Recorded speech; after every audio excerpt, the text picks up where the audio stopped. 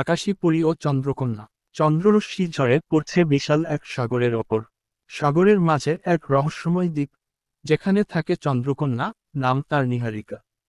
চাঁদের আলোয় তার ত্বক দীপ্ত, আর চোখ দুটো যেন আকাশী নীলাভ আগুন। এই দ্বীপের এক গোপন রহস্য ছিল। এখানে একসময়ে বাস করত আকাশী পরীদের এক দল। তারা ছিল মায়াবী শক্তির অধিকারী, কিন্তু এক ভয়ঙ্কর পিশাচিনী তাদের বন্দী করে রাখে এক অভিশপ্ত গুহায়। কেবল এক বিশেষ চাবি সেই অভিশাপ ভাঙতে পারবে, যা রয়েছে সাগরের গভীরে হারিয়ে যাওয়া এক জাহাজে। নীহারিকা জানত, পরীদের মুক্ত না করলে দ্বীপ চিরকাল ধ্বংসের ছায়ায় ঢাকা থাকবে। কিন্তু একা সে কিছু করতে পারবে না। তাই সে সাহায্যের জন্য ডাক পাঠালো তার একমাত্র বন্ধু, জলের রাজকন্যা ইলভাকে। ইলভা জলকুমারীদের দল নিয়ে গভীর সাগরের নিচে অনুসন্ধান শুরু করল। তারা অবশেষে সেই পুরনো জাহাজের ধ্বংসাবশেষ খুঁজে পেল, যেখানে রক্ষিত ছিল রহস্যময় চাবিটি।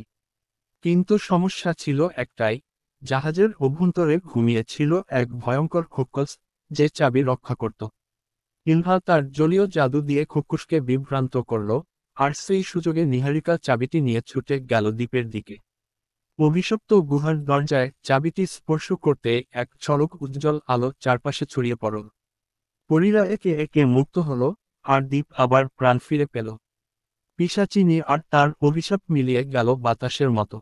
আকাশী পরীরা নীহারিকা আর ইলভাকে ধন্যবাদ জানিয়ে বলল, তোমরা আমাদের রক্ষা করলে, আমরা এখন তোমাদের চিরদিন রক্ষা করব।